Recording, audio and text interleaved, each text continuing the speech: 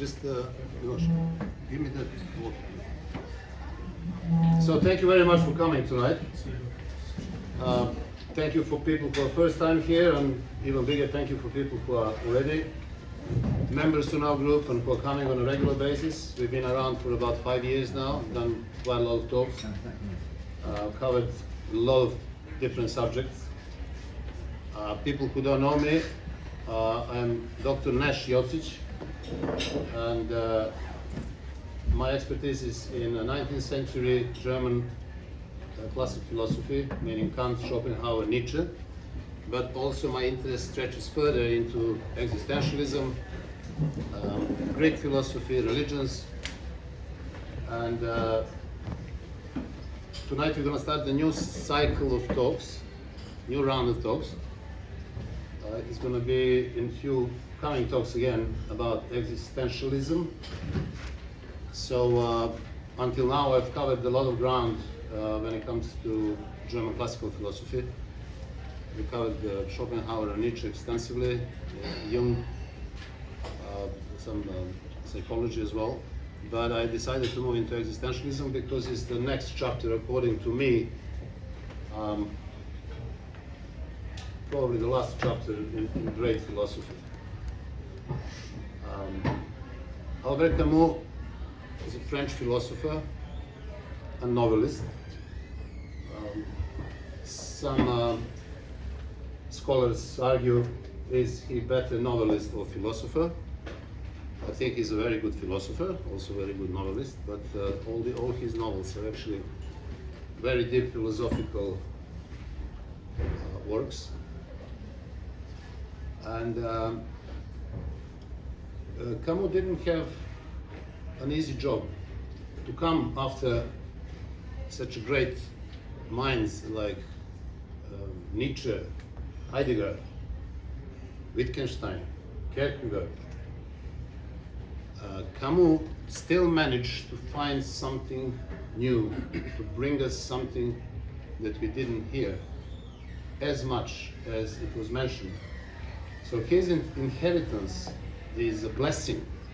Philosophy of Arthur Immanuel Kant, Arthur Schopenhauer, philosophy of Friedrich Nietzsche, they're great blessing, they're great heritage, but at the same time they're great responsibility, and you will see why. And Camus was very much influenced by philosophy of Friedrich Nietzsche. So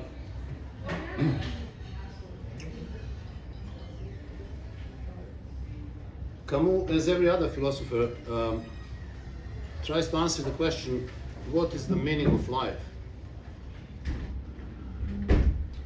What are we doing on this planet? What is the meaning of every single one of us? Immanuel Kant had three questions to answer. He called the main philosophical questions. First one was, who am I? Second one was, what can I know? And the third question that Kant attempted to answer is, what should I do? So with the first question, who am I? Kant is tackling obviously a metaphysical problem of existence. Who am I? What am I representing on this little planet? What is my purpose of living? Metaphysical, ontological problem. Second question is obviously gnoseological, epistemic. What can I know? How far my knowledge can stretch? What is to be known? Is there anything that I cannot know? So Kant deals with that as well. And the third question, probably this is the most famous area in Kant's philosophy, which is his moral philosophy, which he had attempted to turn into a system, literally into science. And this is, what should I do? So I would add there is another question that Kant didn't really consider as important, but this is the question that actually Albert Camus tries to answer. And this is, what can I hope for? So what can I hope for? This is the fourth question. And this is what Camus is trying to explain to us. What can we hope for? Now, as I said, Camus was influenced heavily by philosophy of Friedrich Nietzsche. And There are a few things that I would like to mention regarding Nietzsche, which will permeate throughout Camus' work, especially his philosophical part in the Myth of Sisyphus, which is an amazing philosophical paper, essay. It's not big, it's very small, but it's extremely deep, extremely dense. So,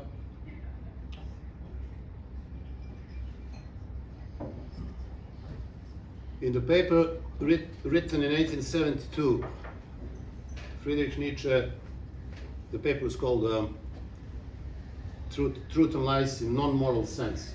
Nietzsche never published that paper, but then later on used a lot of material in the book Beyond Good and Evil. He starts that paper by saying the following: once upon a time, in some remote corner of the universe, which consisted of dispersed twinkling stars, there was a star on which clever beasts invented thinking. And then he continues, that was the most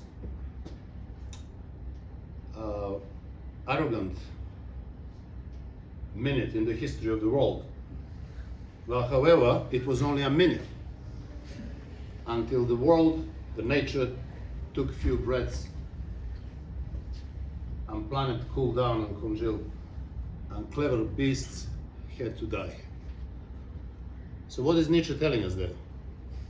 He's telling us about absurdity of our existence. Answering the first question that Kant has posited, who am I? Answering the second questions, what can I know? And answering the third questions, what should I do? So you see how philosophy of absurdity is rooted in very early Nietzsche's work. This is the second, actually the first book published in 1872 was The Birth of Tragedy, so the Truth and Lies in Non-Moral Sense came after. And in very early stage, Nietzsche sees the absurdity, Nietzsche sees the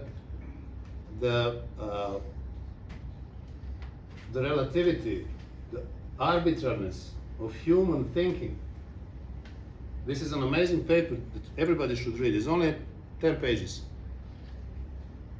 But as Nietzsche says, what I write in a sentence, others cannot write in a book, right?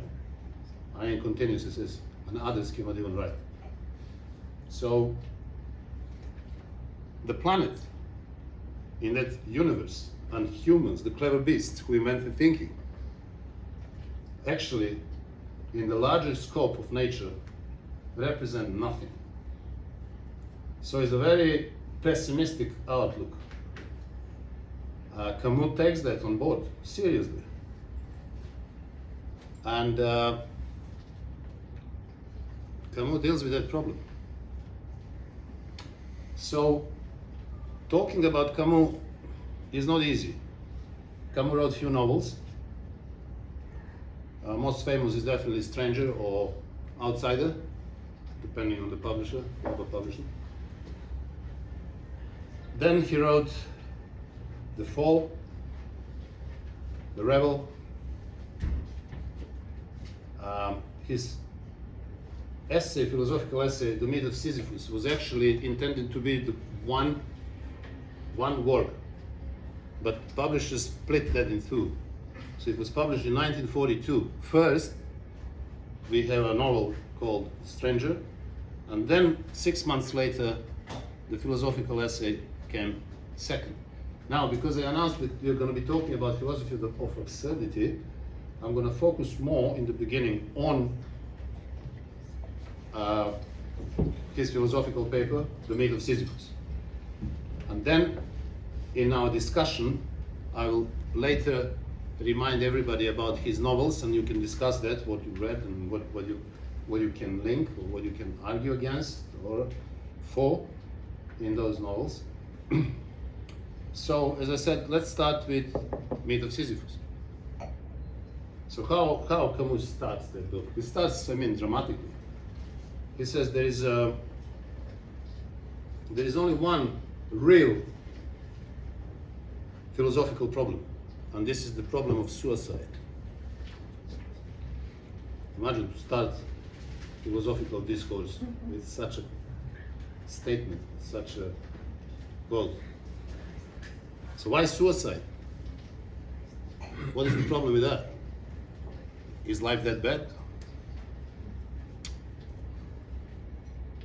Well, Camus says, man lives mainly on habits. And everyday life repeats itself over and over and over again. I'm quoting now.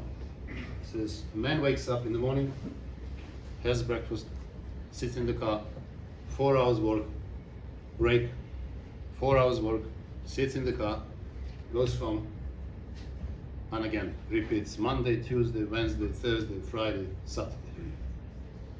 And he does that over and over and over again. Until one day, why appears. The question why simply jumps out of the flesh of the man. So why? So the man becomes conscious. He becomes conscious of what? He becomes conscious of his situation in the world. He doesn't like what he does. He feels strange. He feels like something is missing there, right? This was written in 1942. You know, 8 years later. How contemporary that is now. Anything changed in the meantime? Well, we can talk about it. So living, repeating that life over and over and over again. So what do? The question why comes up. Man realizes that we live in the world which is cold, unreasonable, unintelligent, doesn't care about us, our problems. And we are reasonable, we are logical. We need to find some meaning. We want to know what is the meaning of our lives. But that we are faced with such uncertainty. We are faced with that cold, meaningless world. And we are desperate to make some connection. So there is a gap. There is a cry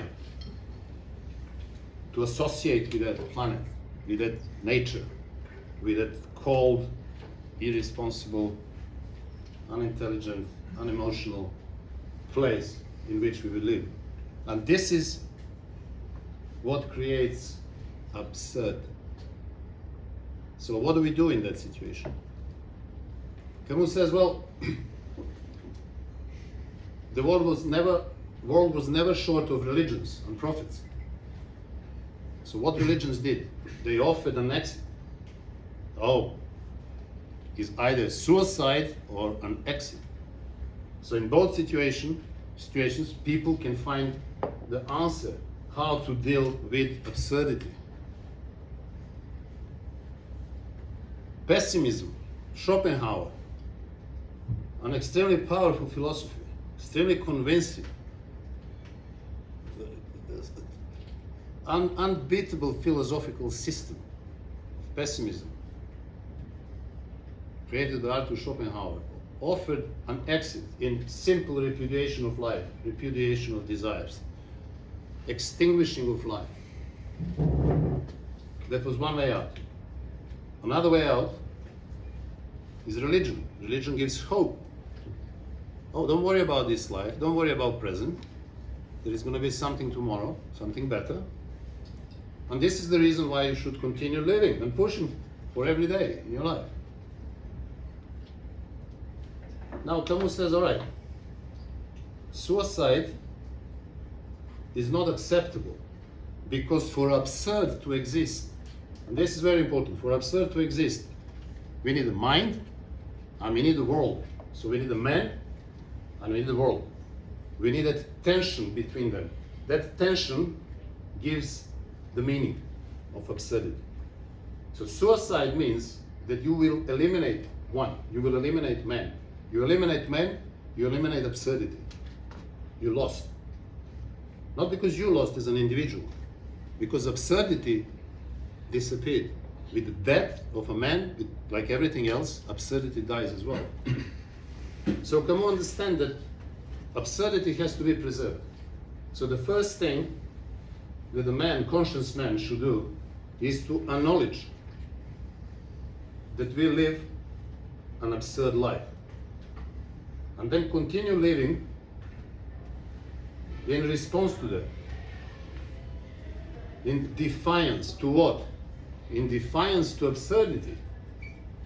Not to give up, not to forget about daily struggles and hope for the better tomorrow, but to live, because the life itself is the biggest answer against absurdity. So no to suicide. Camus further says that man lives in the future. By living in the future, we project ourselves into something that doesn't exist. Camus says, I don't know if something transcendental in the other world exists, because rationally I cannot grasp that. And even if it exists, I would never know. So I'm not bothered about it. All I'm bothered about is what I know. I'm using my reason, my senses, I'm in this world. And I want to live now. So don't give me tomorrow. I'm not buying it. I don't want to live tomorrow, I want to live now. Because he says people who project themselves for tomorrow, they literally slow down now. They lose all the opportunities which are actually offered to them. They lose an opportunity to live intensely, passionately, because of that tomorrow. But Camus doesn't talk only about the world as a universe, as Nietzsche mentioned, which is cold and irrational and emotionless. Camus also talk about society in general, because this is the same mirror of society. And in The Stranger, in the book, whoever read Stranger, you know that very well, Camus is arguing against what? He is arguing against societal traditions, morality, of all possible and all other constraints which have put upon individuals. So individuals do what? Individuals do as they are expected to do, but not as they wish. So you do everything that has been expected from you. You're a good husband, good wife, father, worker, pay your taxes, off you go, you die. Everybody forgets about you, never existed. What's the problem with that?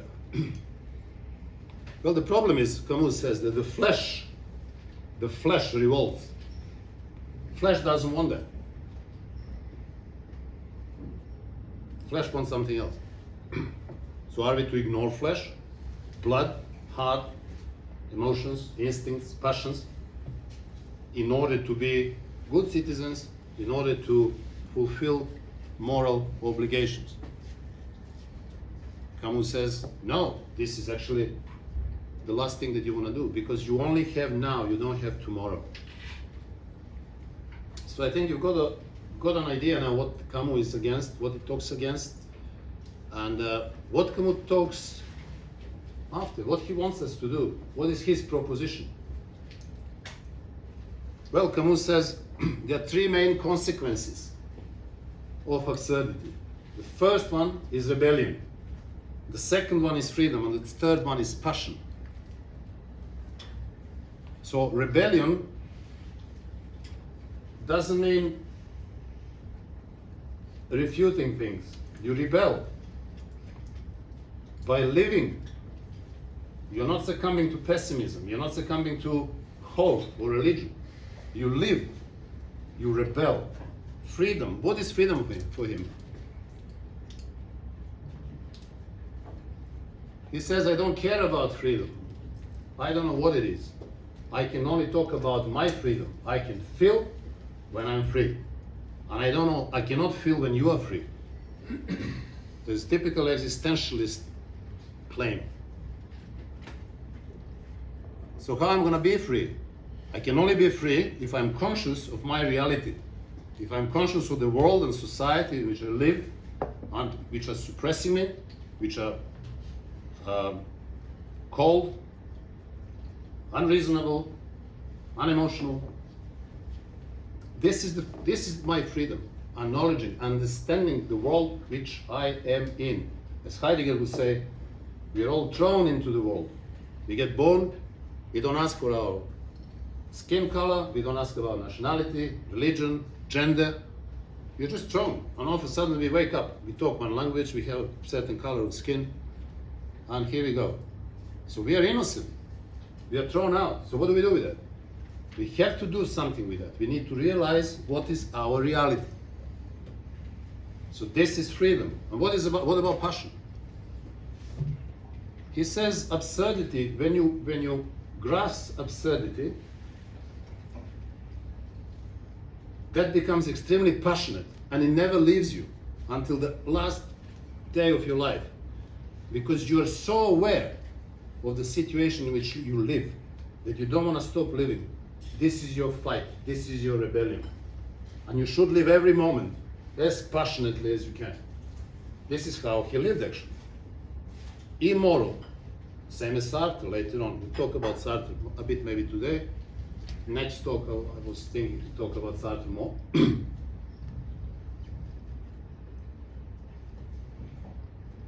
He gives 3 examples. They're a bit peculiar examples, but they're worth mentioning. Who this absurd man is. He gives an example. So, for example, Don Juan would be a great representative of absurd man. The man who never loved deeply, who never loved one person, who changed as many women and had sex with as many women as he could possibly have. So what Camus finds great in that? Well, passion, every day's passion. Changing, constantly enriching, strengthening, intensifying every day. Because to find a different woman so often, you really have to push hard. You have to be very passionate. I think so. So Don Juan will be one of those who lives that way. The second example is an actor. Why actor? Because actor, the same as Don Juan, plays so many different roles, so many different characters. And every time he plays a different character, an actor have to involve himself passionately into that particular character. And then to die with that character on the end of the play. And then next time he's playing a different character. So an actor says, pardon me, an actor, says Camus, has such a rich life because intensely he engages himself in every new character, and that doesn't stop. So you can grasp that idea of intensity of living, passion of living on a daily basis. Now the third example would be conqueror. So the one who conquered around the world, as Nietzsche mentioned, Napoleon, Caesar, Borgia. So people who conquer, they have to do the same thing. They just go over and over and over again, and they never have enough. So as long as they live, they will push 100%, basically. This is the idea. So live your life as much as you can. An interesting point, again, debatable, is that he says it doesn't matter the quality of life. What matters is the quantity. This is very interesting. So why quantity? Well, he says, whenever we talk quality, there must be some system of values imposed on that quality. Some system of values imposed by someone. I don't want system of values. There are no values. Thank you.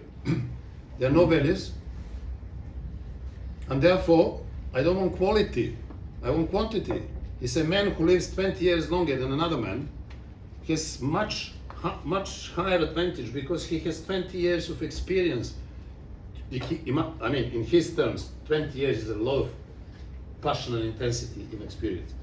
So basically, it's the quantity, not the quality. right? Because sometimes people may say, oh, I'm not going to engage in this affair or that affair, or I don't want to meet these people or those people, I want to do that kind of business or project, because it's not really what I'm after, it's not really the quality. Camus would say, wrong, get into it, you never know what's going to come out of it. Maybe that woman is going to be the best in your life, how do you know? Or that project, you see? So these are these three examples of particular men of absurdity. Now the last chapter of his essay, The Myth of Sisyphus, is actually the story of Sisyphus, and this is a very interesting chapter. Is a metaphor of everybody's life, of human life. So he takes the legend of Sisyphus, which was, as we all know, punished by Zeus to push the rock, the boulder, up the hill every day, and then the rock rolled back down. Once he reaches the top, it rolls back down. And Sisyphus has to do that in eternity, every day. So Camus says,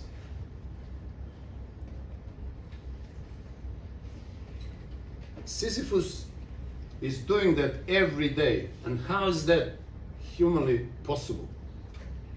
He says, imagine his psychology. He says, I understand on his way up, he has to push all out. There is nothing to be spared. He needs to push with his body, with his muscles, with his heart, with his passions. Otherwise, he's not going to bring that rock to the top. He's pushing that rock. He says, his face squeezed against the rock, all muddy and dusty, covered with tears, covered with sweat, veins popping on his forehead, on his shoulders, on his arms. He's struggling, but he's pushing up. This is when he talks about passion. This is a perfect example. But then he says he comes to the top and the rock rolls down.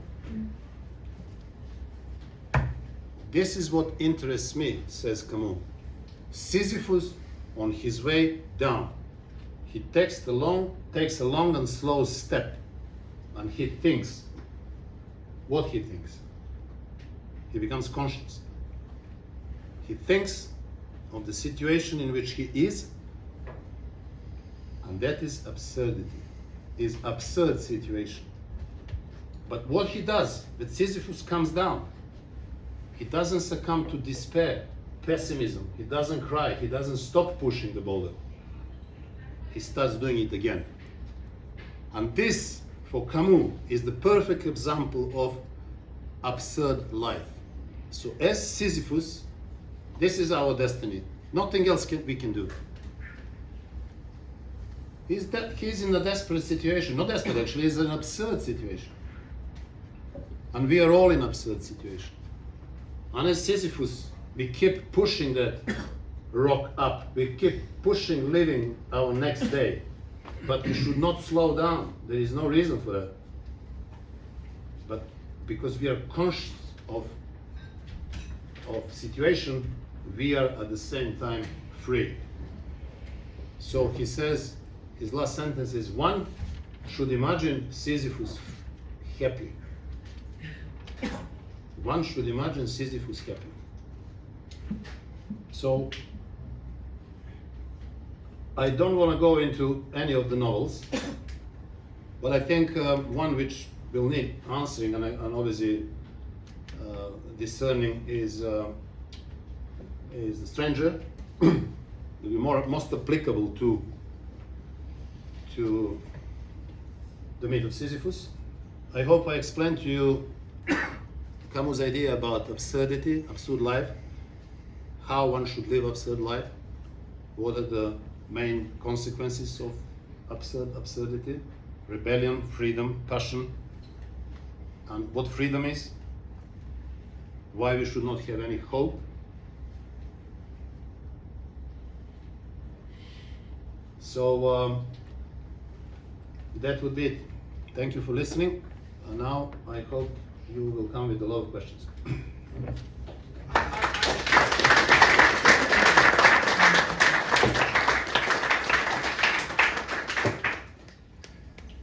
question. Just based